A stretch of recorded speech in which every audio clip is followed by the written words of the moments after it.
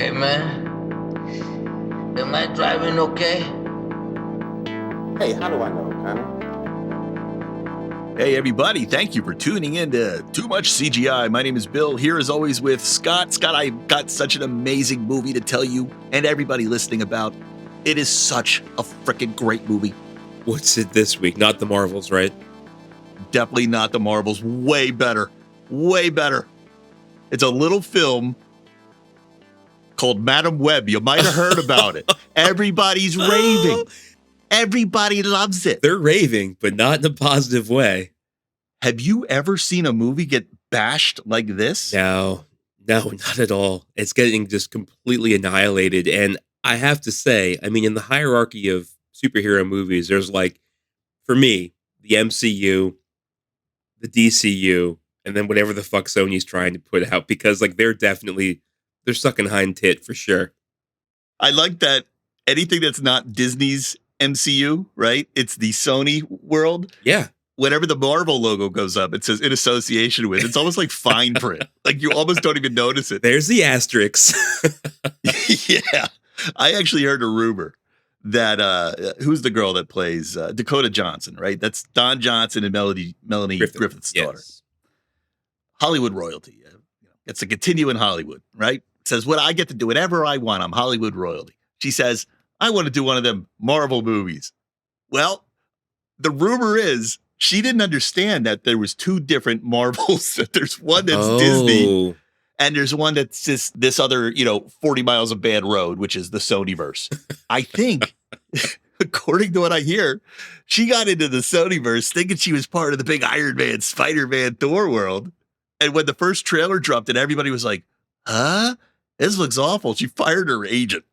When you said that she wanted to do a Marvel movie, like everything I heard from her, like doing press or even just looking at her in this movie, it looks like she doesn't want to be there at all. I know. Interacting. Like she's more than a resting bitch face. She's got like a resting bitch tone. Yes. Just everything about her just seems like I don't even want to be an actress. Yeah. Like, can she act? I haven't seen her in anything. I didn't watch the 60 50 Shades of Grey or whatever, yeah. the fuck that was. So I know that's what she's in. I don't know anything else she has even been part of. You could have told me she quit Hollywood after those movies. I would have believed you. Yeah, man, but everybody's tearing these apart. And like even people that are usually like kind of glass half full. Like I know you mentioned Ryan Airy on the last episode in Screen Crush. Like he was like trying to find something redeeming about it. Like he did with Marvels. You were saying Marvels, he was like, yeah, it was fun. Like he couldn't even say that this was fun. Like he had other people come on the show to almost do the trash talking that he kind of wanted to stay above, but he got a little dirty with it too. It was funny to watch people like who's the other one from New Rock Stars? I forget the guy's name, but even they were just like, what the fuck happened here? They're saying things, and I don't know if this is just piling on because now it's fun, so everybody's picking on every little detail. But there's things like the ADR, which I get. Is that the word ADR? I think it's ARD. It stands for overdubbing. Yeah, it's overdubbing. Like they did in like old like Japanese import movies and foreign flicks. Supposedly this has some of the worst of that. Like there's a scene where the bad guy's running, but you hear his voice like he's sitting down and like having a conversation over tea. Like things don't match up. So it was probably some kind of editing nightmare. The story probably, I think I did hear actually one of the people say, the story changed a bit, which is common. Sure. It's always going to be that way now with these movies, I bet. The woman who directed it was apparently like just a TV director. She didn't really know how to make movies. And that, again, blows my mind. Even Disney's Marvel arm, they're hiring these people that don't know how to make big budget, high special effects superhero movies. Yeah. They don't even have the first clue. Why are you giving them a chance? And it's funny, like I didn't see the movie, so I don't want to like critique the movie, but critiquing the critiques is just as much fun. Spoiler territory, because nobody even cares about not spoiling this movie. No. You see the three Spider Women in the trailer, but evidently they're not even in the movie. Like 40 seconds. It's like a vision that somebody has because she can see the future. Madam Web's power. She's not like just a female Spider-Man. Like Madam Web is telekinetic and can read minds and can see the future. She can't climb walls. She can't throw webs out. Like, her thing is just almost like ultimate spider sense. You totally got sold by this shitty commercial. And the commercial was shitty. I mean, I saw it right away, went, oh, this is going to be a bomb. Yeah. And nobody was really talking about it. And I was like, oh, maybe people are kind of interested in this. And then all of a sudden it hit and nobody was interested in this. You know what I thought? I saw the commercial and I thought, well, this must be really in its infancy because, like, this is just a teaser trailer. I didn't realize that was the final trailer and it was coming out already. Like, I thought we were like, coming Thanksgiving 2024. I was like, oh my God, this is bad. And people were defending the writers. Like, maybe we should let AI take a crack at writing these things. I mean, if there was ever a sign that maybe we're going the right way with AI, it's this movie. And Adam Scott's in there playing like a younger version of Uncle Ben, like Peter Parker's Uncle Ben. Yeah, I guess that's the wink. They go to like Peter Parker's baby shower. It's so weird. It's like so adjacent. Like, maybe we'll entertain somebody with this adjacent story, but then like they never show Spider-Man. They never talk about Spider-Man. They just give you like you said, like a little wink towards it, but oh my God, such a fucking train wreck. Did one of them Gotham shows do that too? Maybe it was actually the show called Gotham, where Batman wasn't in it. Gotham? I like Gotham. But wasn't there like a young Batman, like just hey, he's here. It's his world. He's well, here. There was but they didn't do anything with him. There was a young Bruce Wayne in it. Yeah. Did he have like a part to play, or was he just a cameo here and there?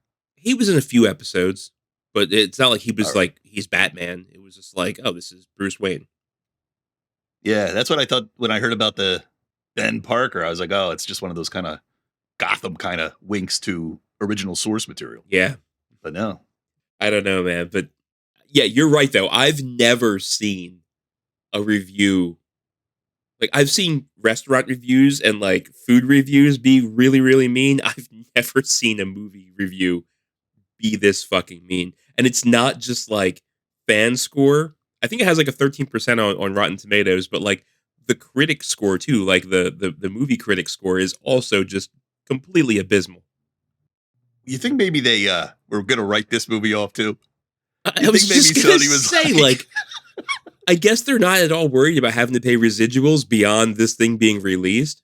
Unless it becomes like a cult classic, like fucking The Room. Oh, hi, Mark. And, I mean, they put that, what's that other fucking vampire? Morbin? Mobius. Not Morbin. It's Morbin time. Yeah, Mobius or Mobius. One was in Morbius. I'm sorry. You're right. Morbius it is. So it's like they don't learn their lesson. That was a terrible movie, terribly received. It was actually teased so much with It's Morbin time, which I don't actually understand the reference. That's Zoomer humor. They thought that meant something good. They put it back out in theaters. Yeah. They were so stupid. They thought they thought we weren't making fun of it with that meme. It was being made fun of. They just do not have any idea how to make movies over at Sony. But they did a great job with the Across the Spider-Verse and that whole trilogy that's going on. The animation's fine. Every dope falls forward once in a while. Even a blind bird finds a worm. Oh, well, I jumped in on the hate there. I started beating it up. I haven't even seen the damn movie, but it's entertainment. You know what? This movie came out to make a lot of money for itself, but it came out and entertained us in a totally different way. Thank you for bringing the hate and the negativity to my my YouTube screen as I was watching all the reviews today. Oh my God. It was so good. Oh, I'm looking at the agenda here. I have a fuck-uppery. Yeah, I tried to stop you. I know you did. So I had said the Monopoly board, because we were talking about the McDonald's Monopoly game. I had just made some comment that, did you know Monopoly was based here in Philadelphia? And you said no. It's Atlantic City. And I went, No, sir. The boardwalk's on there, sir. But this is Philadelphia because of Spring Garden. That's the heart of Philadelphia. You are wrong, sir. I was like, okay, maybe, but I don't, okay, whatever. I don't know. Well, you should have fought harder because you would have gotten a W there. Because Brother Steve writes, he goes, it wasn't, because I think I said Spring Garden goes right through the heart of Philadelphia. The Spring Garden, it's one of the important, it wasn't Spring Garden. It was Marvin Gardens. Marvin Gardens, that's Marvin right. Gardens. What the, I've gone to Atlantic City. What the fuck is Marvin Gardens? I don't either. All my life, I converted that in my head to Spring Garden. No. I must have told 500 people that Monopoly was based on Philadelphia because, look, Spring Garden is one of the locations, and nobody ever corrected me. You also thought that the Reading Railroad only ran to the Reading station. I really did, yeah. And you're like, no, you You stupid idiot. It went stupid all the way fuck. down the East Coast. It was the third biggest railroad in the entire United States at one point. Yeah, I just wasn't one of them kids playing with trains. I did not give a shit about trains. I didn't care about a railroad. No interest in any of that. Well, you're now the proud owner of that fuck-uppery. It's been a while. Usually perfect. Oh, you were talking about the chili cook-off. How did you do? Received official word today. I was the winner of the chili cook-off. What did you win? I won that brand new crock pot. There you go. Funny thing is, though, our company's probably between 500 and 600 people. I was one of 6 chili entries, so I only had to beat 5 other people. That was open to your whole company and only 5 people played? Yeah. My first time going public as far as competitive cooking, I'll consider it a win. I don't think your management thinks it's a win. Hey, we got to do some team bonding stuff. How about a chili cook-off? That'll be great. Everyone will participate. Womp womp. So the recipe I won with was I called it a smoked 2-day chili. Everybody tells me hands down it was the winner. So I didn't get the official word until the ballots were counted last night, but I got the email today that it's official. I won, and my crock pot should be on its way. Congratulations, sir. Well, thank you. This is what happens when 85% of the entertainment you watch on YouTube is food-based, and the other 15% is superhero-based. Yeah, it'll change you, man. Yeah. It'll change you, man. As we get older. This is our journey now. Our dads didn't have YouTube. I was talking to my business partner at work. I mentioned him here once in a while. So he's kind of going through a change too. He's getting all into like working on his car and working on outdoors, his house outdoors and his deck and all these things. And it's like, I still don't have that. I don't want to fix a car. I can't do that. Yeah. But he brought up this thing. He's like, have you seen the smokeless fire pits and pizza ovens? And I said, no. What are you talking about? So you've seen them. Yeah. What do you think of them? They look amazing. Amy and I watched like a half-hour video just watching them burn. They're really cool. And it's not even crazy technology. It's not like new technology. It's just science. They just drill holes in the side of the inner ring, and it just, the smoke, it's not like it's smokeless fire. There's no such thing. It just diverts the smoke so it's not blowing in your face. Well, yeah, but even more so, the top crust, I don't even know what to call it, the top of the fire pit where there's more holes. Yeah. The oxygen gets pushed through there so hard that it ignites and it's fire. Right. So it's a second flame. So the smoke, which is just particles of matter that didn't totally get burned up the first time, the smoke hits the second flame and gets burned up, and then you don't get smoke. Yeah, maybe I didn't understand all the science behind it. Yeah, it's cool. It's really cool. You got to let it heat up for a while, and then the top starts to get into that like second degree of furnacing. But it's a cool thing. I got to have one. Maybe these are the videos you were watching, but on YouTube, there's like videos of guys making smokeless fire pits and making pizza ovens and things like that. So yeah, you can buy them. Maybe you want to become that maker, Bill. Hell no. I don't want to fix a car. I don't want to make a fire pit. I just want to be lazy. I worked my ass off my entire life. Not even bullshit. Like more than many. Now I just want to be lazy. Last thing I want is to make my own fucking nothing. Well, speaking of spark and blazes, what's our main topic here today, Bill? Well, today we are going to be honoring, before they pass away, because everybody seems to honor people after they die, we are going to be honoring Cheech and Chong. Oh, love it. Cheech Marin and Tommy Chong. They're legends, man. They are, and I'm sad. I'm sad that people are forgetting them. Don't forget Cheech and Chong. They're important. And I'm going to tell us why. So before I get into all these details about Cheech and Chong, I don't actually know. How much of a Cheech and Chong fan are you? I watched a lot of their movies. Like Up in Smoke is the one I can tell you the most of. I watched some of the other ones that were around there, but Up in Smoke is hands down the one I can quote the most. For me, it's a beautiful memory of laying on the carpet in Willow Grove, Pennsylvania with my buddy Eric and just finding late night HBO movies. And 3 a.m, I guess it was a twofer because it was Nice Dreams. And then it was Still Smoking. Still Smoking. Yeah. Yeah. And that was my entree into Cheech and Chong. And I was just like, this is the best. This is the greatest. And I was on this hunt for anything Cheech and Chong. And I guess Cheech and Chong was one of those acts that they came out before there was any kind of real, like the fact that they had a movie is kind of special. We'll talk about it. But beginning of Cheech and Chong really was they had tapes that got passed around. Yeah. Because you couldn't go to your store and get the first album they put out was in 1971, but Philadelphia didn't have it. You know, it didn't get around that way in the olden days. There really wasn't domestic coverage for any kind of music or any kind of tape or record product. So this was really a comedy record, and it was being treated like a music record because it had a single. The first single that Cheech and Chong put out was called Santa Claus and His Old Lady. I kind of remember that. Did you ever hear that? I do, yeah. That's the one where it was like, Mamacita. With the dirty knees. Yeah. Is that the one you quoted a couple episodes? Santa, please. The butter with the bony knees. Yeah, so that's the beginning. That's the beginning of most people's awareness of Cheech and Chong. All right, so I'll start from the beginning. Okay. So it's Cheech Marin and it's Tommy Chong. All right, so they met in Vancouver in the late 1960s. So Chong was already a musician. He had already had a band. He was in a band that had a top hit, but it was one of them old like Motown bands. Oh, you know, doo-wop, bop. You know, that was a great doo-wop. Were you just singing Bop by Hanson? I kind of sounded that way. I think you kind of were. Was Bop doo-wop? No, it wasn't. They missed an opportunity to bring back doo-wop. So anyway, Chong was in a doo-wop band. He was just a rando guitar player in this band. He actually eventually got fired from the band. He wasn't even that great a guitar player. I've actually interviewed him in the past. He told me that. He's like, I'm not a great guitar player. So in a lot of these Cheech and Chong movies, you see him shredding and playing solos. And I was like, but you're a good player.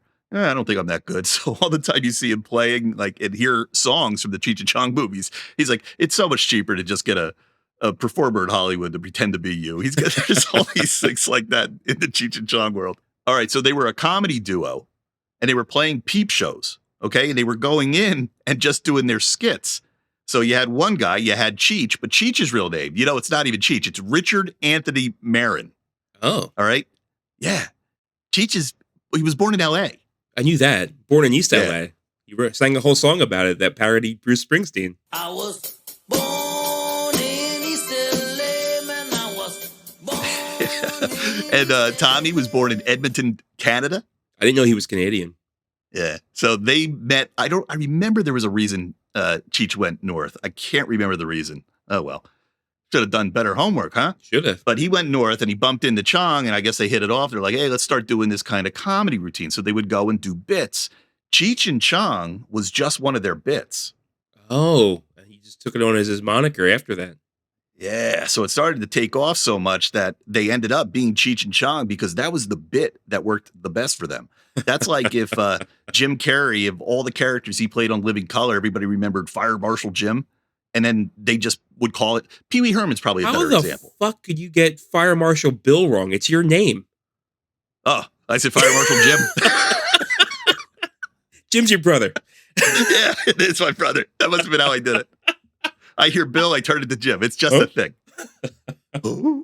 Probably a better example is like Pee Wee Herman. He did one character. He's done others, but that one stuck. And now nobody knew for a while. There was a guy named Paul Rubens. They thought it was Pee Wee Herman. That's what happened to Cheech and Chong. Nobody knew Richard Marin. Who in the hell is that? So it says here, their first album success, that was an album called Cheech and Chong. It was released in 1971. It started to establish their fame. We talked about that. It featured the famous routine, Dave's Not Here. Yeah. Which they then did work that into Up in Smoke. I can't remember the... Yeah, Cheech got deported and he didn't have his wallet, so he had to call home from the immigration office. Oh, right. Tommy Chong answered him. He's like, hey, Dave. And he's like, Dave's not here, man. And like, so they worked all their bits and all their skits into their movies eventually. That's exactly right. Even that peep show stuff became movies later on once they established careers. 100% right. Yeah. And I actually think that might have been something that hurt them. I'll talk about that a little bit more because it comes back. I think so too. Essentially jumping ahead, they got tired of the Cheech and Chong thing. They got tired of being typecast. And anybody who's typecast, I think, gets tired of that eventually. So that's going to keep that in the back of your head. That's going to come up a little bit more. So the first album was a hit. Now what happens in Hollywood? Hey, you got a hit album. Let's try to make a hit movie. All right. So now we're going to talk about Up in Smoke, which is one of my all-time favorite movies.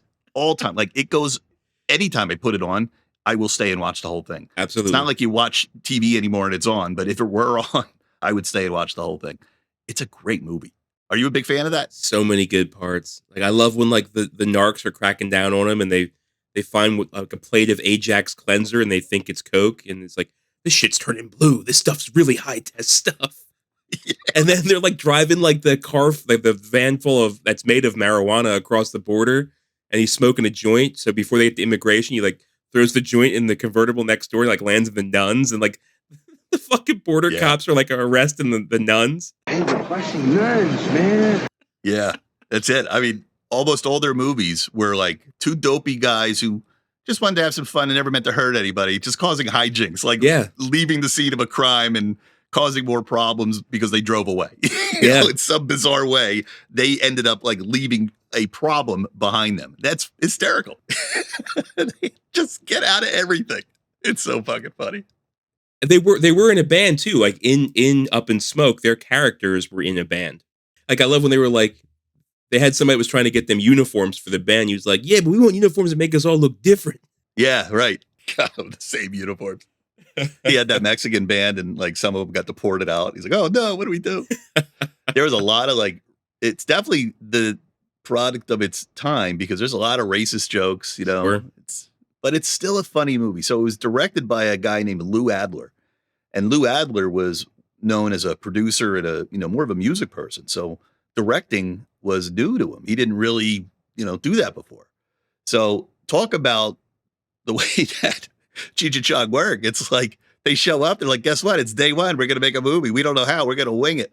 So Tommy Chong was even saying to me, he said, you know, there's a lot of scenes that I directed just because we were amateurs. Lou didn't know what he was doing half the time. I didn't know any better. So sometimes he's like, why don't you do this? All right. So Tommy Chong is an uncredited director for the first movie. There's a great scene. I friggin' love it so much when they get he's the Vietnam vet who's having flashbacks. Strawberry. Yeah. That is the funniest scene when he starts driving Cheech in the motorcycle. Yep. And all of a sudden he's having a flashback. That is the funniest damn scene. Do you know who played Cousin Strawberry? No, I can't recall. Tom Skerritt. Oh, yeah? There's a name you don't hear anymore. Is he from Top Gun? Yeah. Tom Skerritt. Tom Skerritt. On my old podcast, I'm not going to name drop the whole time, I promise. On my old podcast, we also interviewed Tom Skerritt, and I asked him about this movie. I was like, you know, you did a lot of pretty amazing things, and then you did this movie. And I said to him, I go, what was it like on this production? Because Tommy had said it was kind of a crazy shit show. He goes, basically, I met the guys one night, and they said, hey, do you want to come over tomorrow and film a scene? We have this crazy idea for this guy called Strawberry because he's got a big strawberry on his face. And Tom Skerritt goes, yeah, I'll be there tomorrow. And that's how half these movies were made back in the day. They weren't really thought out. It was just like, hey, you're a buddy of mine, or you're an interesting guy, and I'm an entertainer in Hollywood. I'm a mover and shaker. Sure, I'll come to your set tomorrow, and I'll be in your movie, and we'll improvise some shit. Yeah, I'm almost surprised they even had a skit in mind when they invited him over. I just figured they just showed up the day of the scene and just ran the camera and did shit. I also thought that's why most of the stuff that was in their movies was stuff they already did and basically tried out on their albums and shit. With a little bit of improv and kind of making the scene its own, that's exactly how it started to become. So that movie's a hit. Everybody now knows Cheech and Chong. It's got a really slick style to it. It's got like, it's one of my favorite movies for just looking at California. And then for some reason, no other movie in this series looks like that movie. You're right. It's like somebody said, how much did it cost to make that last one? $1 million. All right, we're going to give you $300. Try to make something good. Yeah, because like the other movies that like really didn't mean as much to me, I've watched them, but like they never connected with me as much. I remember like it was Cheech up on a stage, like doing a stand-up show, and he always did this thing where he would like have like a fake arm like in his sleeve, and he'd put like his real arm like down the front of his shirt, and he would like play trumpet and like talk all goofy, and then he would like stick his finger out of his fly and like grab the trumpet with it. It looked like it was dick. Like it was like he was like grabbing his dick, like a prehensile dick. Like that was always like one of his go-to gags, but like that was a huge part of the movie, but it was just like watching a video of somebody doing stand-up. I don't know that skit. That's pretty funny.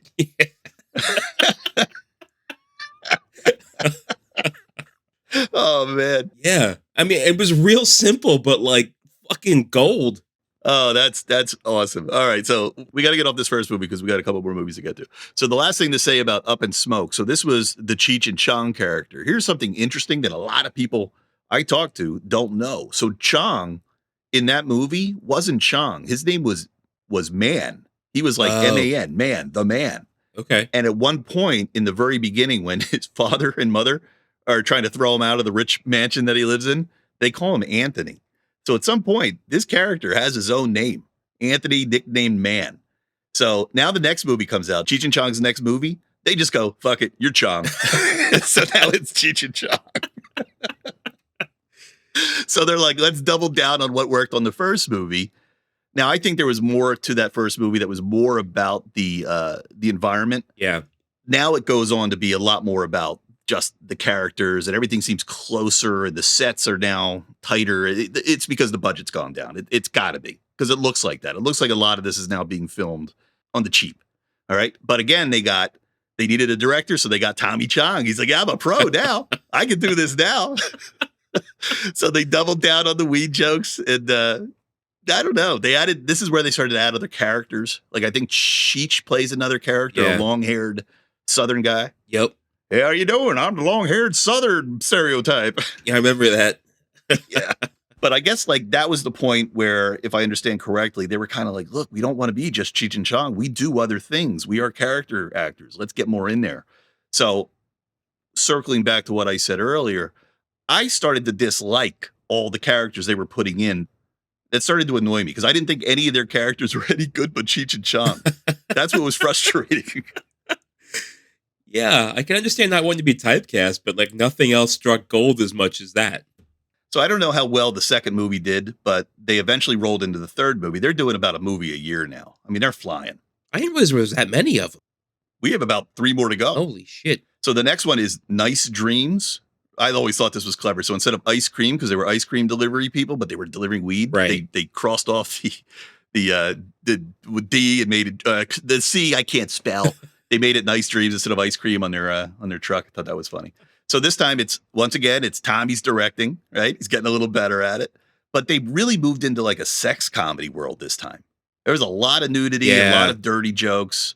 Did you notice that? Yeah. So this is the one I saw with my buddy Eric, which is why I fell in love with it, because I was like, these guys are dirty. I love them. But it was a different change. It wasn't so much about the weed anymore. They were on the road. They were on the run. They were being chased by some big guy at one point. But they always split them up, too. Did you ever notice, like, in some of these movies, you get scenes where it's just Chong and he's having his adventure and then Cheech is having his own adventure? They do that sometimes. Yep. So this was one of the movies where they separated them. I like this movie. I think it's probably my second favorite to Up in Smoke, but it's got some problems. But it's still pretty funny and pretty dirty. All right. Now we're getting on to, this is 1982. Another year, another movie. I guess Tommy was tired of directing. They got to do directing this time. This is called Things Are Tough All Over. Do you know this one? No, I don't know this one at all. This one wasn't even about weed. They decided it for some reason. Let's not talk about weed. It's not even like a sex comedy. It was just more like a Cannonball Run type of thing, like a road trip type thing. I barely remember this one. This was one where Chong played some other characters, and I thought every one of them was stupid. So I'm going to have to glaze over this one. I don't remember much about this one. And then after that, it's Still Smoking. I know Still Smoking. I did see this one, yes. This was what, 85? This would have been, 83. Wow. So they really were every year. You're right.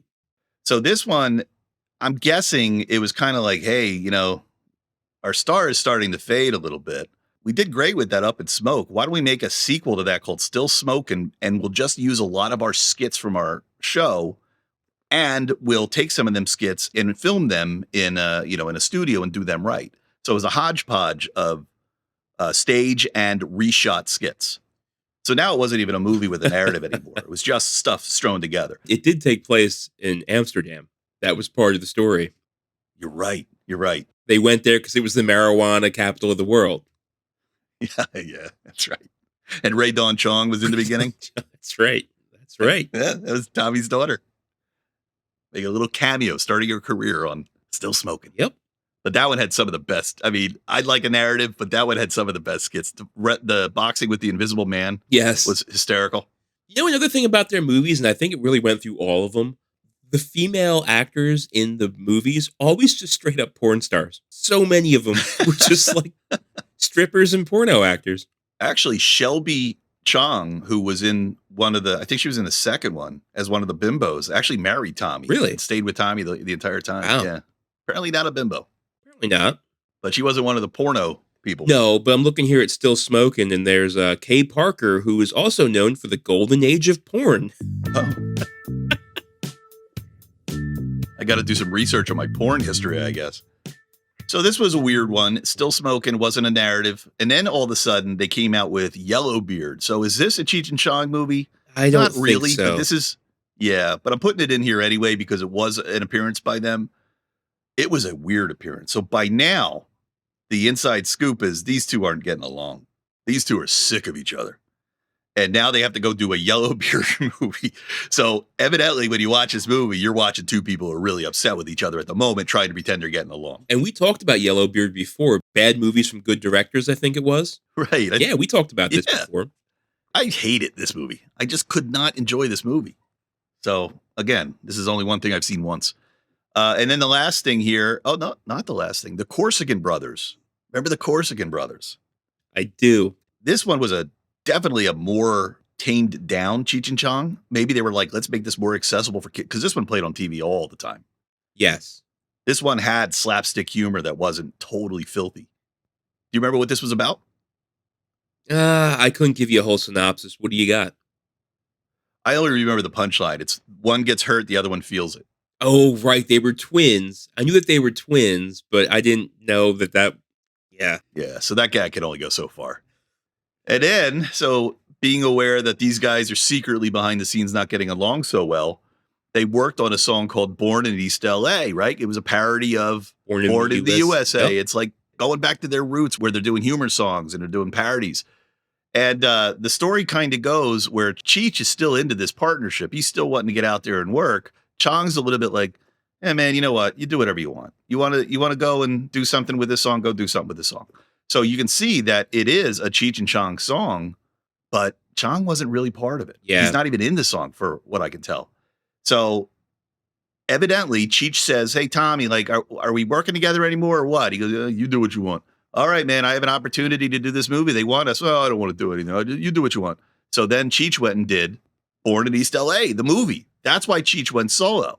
He's like, I don't want to stop my career. And this guy's dragging ass. He's so annoyed with me and just tired of being a partner that he doesn't want to work anymore. Yeah. He needed a break. I'll tell you what, when he went solo, his movies, like the quality of his movies and the ratings of his movies went up. I wouldn't say significantly, but they were better rated than what Cheech and Chong were getting. Remember his other movie he had after? So Born in East LA was like 85. Remember Shrimp on the Barbie? Oh, yeah, I do remember that. Yeah, Tommy wasn't getting any jobs. Oh, shit, that was 1990, Shrimp on the Barbie. I just remember him, and he started doing you talked about them being character actors. He did just start popping up other places, just as he was in fucking Ghostbusters.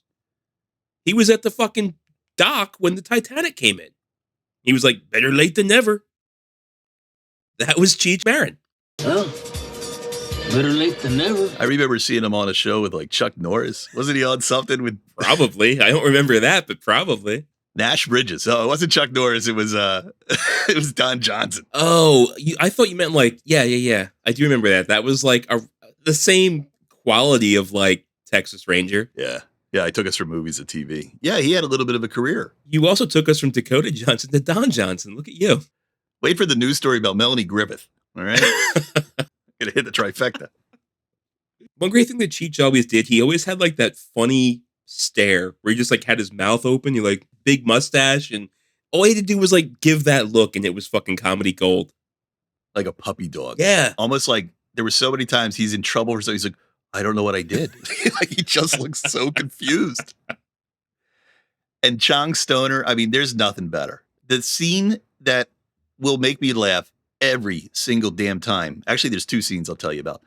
They're both in Up in Smoke. It's when I almost called him man. When Chong meets Cheech for the first time, Chong dresses like a woman, right? Cheech drives by and sees this woman's looking for a ride, hitchhiking, pulls over, brings Chong in. Chong's got a full beard, and the look on Cheech's face is just amazing.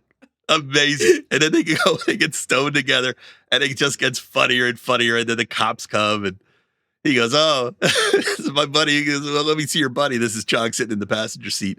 Chong had to hide the drugs, so he ate all the drugs. He just devoured them. So Cheech is high as a kite. The cop comes, and Cheech is in the driver's seat. All right, where you are? He's talking to him high. He goes, "Well, who's your buddy?" And suddenly Chong barfs everything out. And then Cheech looks at the cop. That's Ralph. Oh, it's so good. It's so good. And then the other joke that really gets us, me and Amy, is when the cop goes to pull over and Cheech did, again, another cop joke. It's almost the same setup, different punchline. Cop pulls over the 2 guys. This time, I think they're driving the weed truck that looks like weed. And it's on caught fire. A little bit of fire. Yes. So as the cop's following him, he's getting high. And he pulls over. He's like, "What do you want?" Like the cop walks up to the side of the car. And he's like, "What's up? What do you guys want? Like, you pulled us over, dude." But he's so stoned that by the time he walked up to the driver's seat, he forgot what he was pulling the guys over for. If you don't smoke weed, you don't get that joke. When I saw that joke, I was like, I don't really get it. Okay, I guess it's a weed thing. But, if you're a weed smoker and you know how your memory can flitter on you, like, oh my God, that was what happened to that cop. What do you guys want? It was so perfectly played. Just a great scene. If you guys haven't seen that movie, Up in Smoke, if you're going to see one Cheech and Chong movie, go see that. I was going to say, if you have to pick one off this list, that's the one to check out because it's definitely it was the first one and it was probably the best one. Yeah. I'll tell you, it's the first one and it was the best one, not maybe. Yeah, you're right. Well, to round it out, we're already talking about Cheech went on, had his own career. Chong didn't have such a remarkable career compared to Cheech, but he did go and do that 70s show. Yeah. He was on that for a while. He played, I forget his character. He worked at he joked about this last week where you were talking about the film developing places, like the little kiosks in the middle of the parking lot. That's what Tommy Chong did on that 70s show. Oh, really? His whole job was he was the film developer in the kiosk. He just sat in there and smoked weed all day. I never watched that show. It's pretty good. I never. Did you know they made an 80s show? Yeah, it lasted like 5 episodes. Yeah, I missed that. You didn't miss Apparently, much. everybody made an appearance from the original show. They all showed up. It's kind of like that Full House show. They put it back on the air, the Fuller House, and evidently a lot of cast members showed up. I didn't know. I mean, that 80s show, you can only make fun of like shoulder pads and punk rock spike-studded leather jackets and mohawks. It only lasts so long, Like it really fell short. Yeah. Well, Tommy did go on and do like B movies like Evil Bong. Oh, he was in He that? was in the Evil Bong series. Yeah. So you can't discount that. He also now is, huge weed proponent, obviously, and I believe he actually has his own brand, his own licensed brand of weed. He does, very much so. And and it's good. And I recommend if you're a weed connoisseur, go out and find it. I think I found it in Nevada. I'll take your word for it. Yeah, I know. You're straight edge. I'm a deviant. That's because too many people are smoking it now. And it really makes it tough on the rest of them. I'm not soaking up, I'll say that.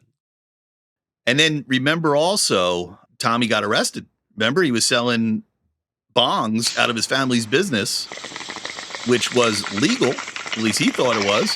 And they arrested him for it. I didn't know anything about this. Yeah, there was a whole sting on people like him who were really profiting off selling this stuff. And he was one of them that got wrapped up in it. Yeah, so he was in jail for a while. And there was a lot of, I wasn't a weed guy back then, so I didn't follow a lot of it. But there's a lot of people like, you got to be kidding. This guy's in jail for selling bongs that didn't even have marijuana in them. Like they were just sitting in store shelves.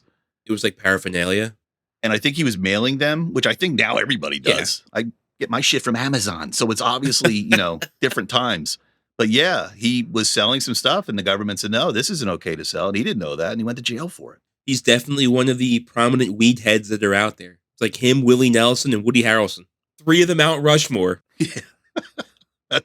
We need that. I would put Dave Chappelle from Half Baked in there too. Dave Chappelle in general. Yeah, absolutely.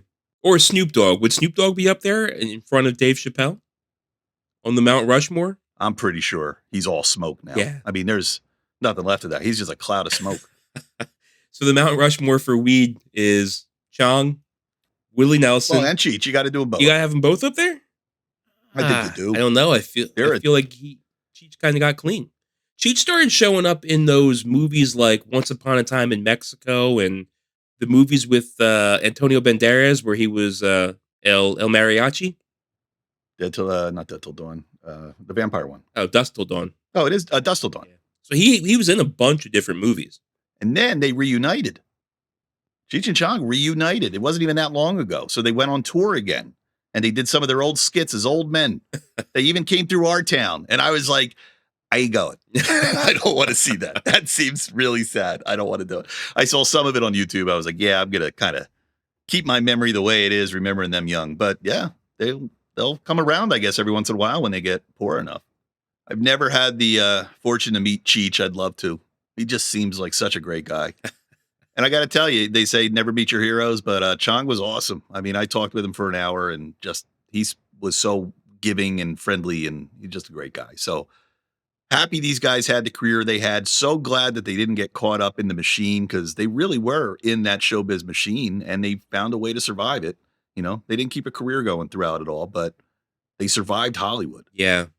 I'm just scanning through this IMDb list for Cheech. He's done a ton of voices. Same with Chong. So they still got work doing voice stuff and animated things, and so on. Well, I can't think of anything else to tell you about Cheech and Chong. That was everything that I wrote down. They did do a Cheech and Chong animated movie. I don't know about that. Tell me everything. Hold on, I will. Came out in 2013, Cheech and Chong's animated movie. So, yeah, you're right. They did a lot of voiceover work. The only credited actors in it, Cheech and Chong. I mean, this better be animated like Fritz the Cat or something like that. To make that work. Cheech and Chong and just a regular animated thing sounds like a cash grab. I think that's what it was. That sucks.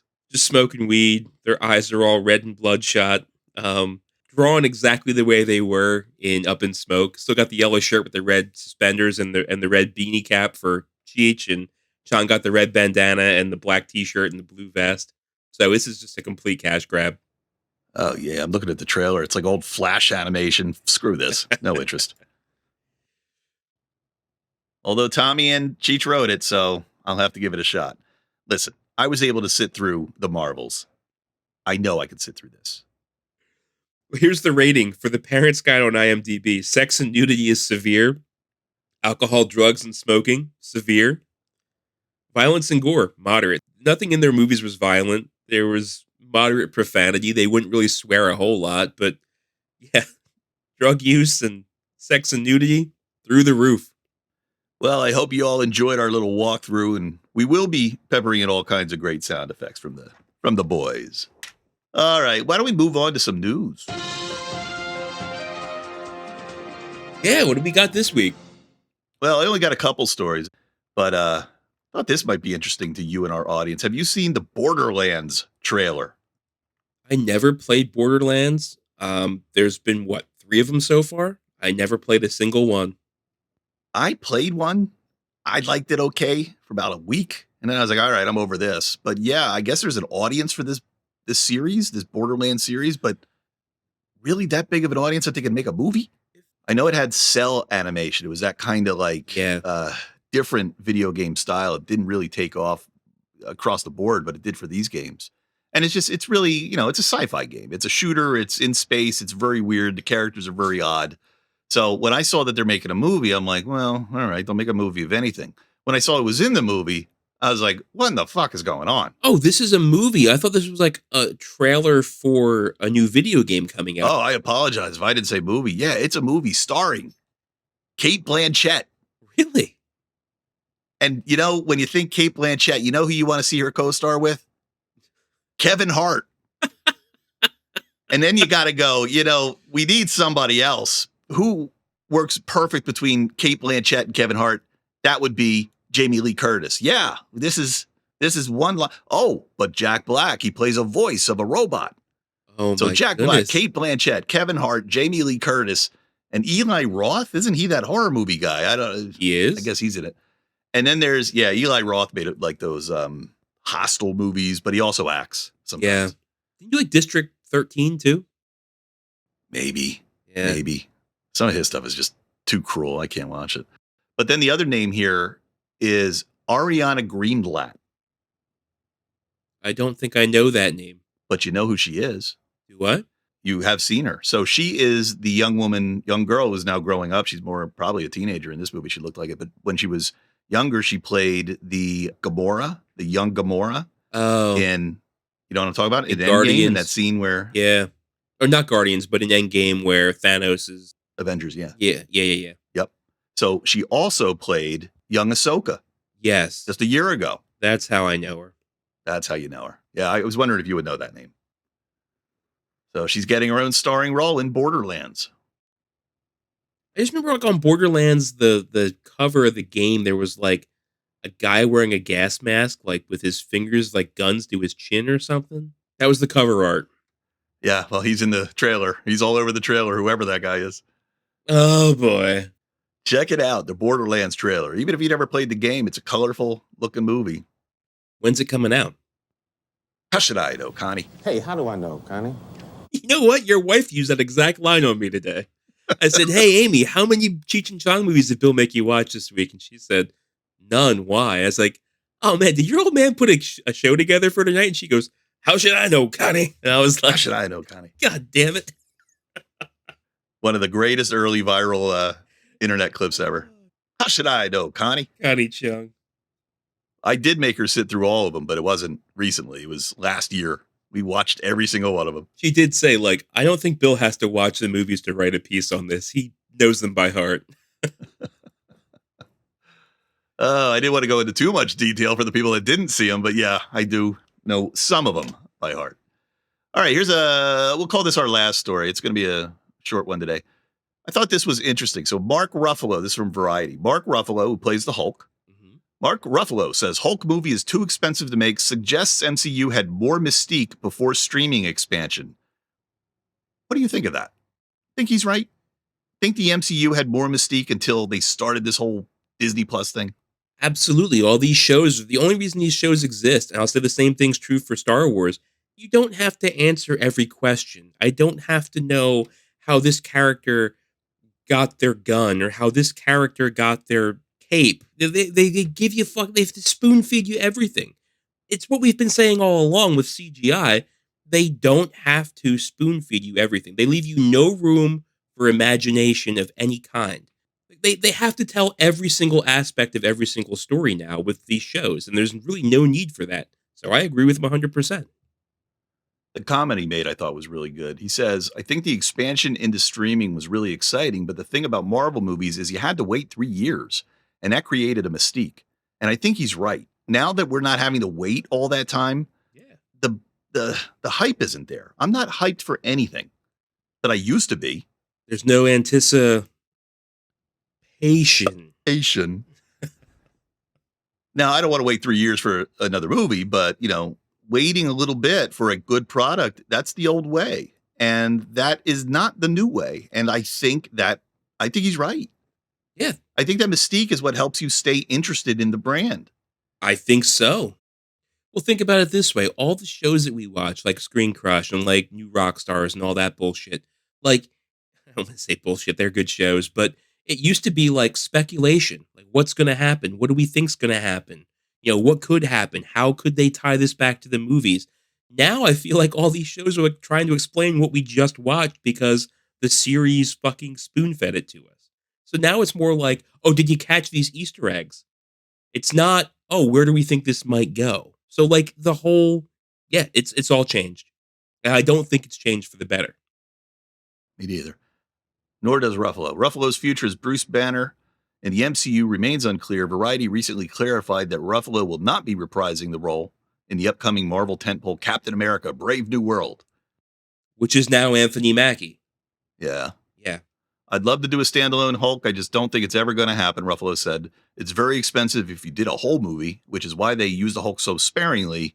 I priced myself out, he said. And that sucks because I look at those movies, and as much as I love the first 10 years, and as much as I hate these last 10 years, I still adore the first 10 years. But the one thing that I think they fucked up was the Hulk. They really Yeah. screwed him up. There's Yeah. so much they could have still done with him. And they, by turning him into that, smart Hulk, like, okay, clever, but you got to turn him back at some point, and they never did. Yeah. And really, the Hulk character was kind of fucked up right from the rip because, yeah, I mean, you had Ed Norton playing it, but then there was somebody else that played the Hulk, right? There was the Hulk, and then there was the Incredible Hulk, and like it was just a lot of Lee one. Yeah. So there was just a lot of mishandling with the character right from the get go, and I don't think it's Mark Ruffalo that priced himself out. You know what I think it was? Too much CGI. He said it. You know who we need? We need Lou Ferrigno. Let's get Lou Ferrigno back out here. He was the original Hulk. He was. He did some cameos. He does the voice in the Avengers movie when you hear the Hulk go, "Beauty God." That was Lou. I know. Well, everybody, thanks again for listening. Tell a friend. It's always fun, and we'll see you next time.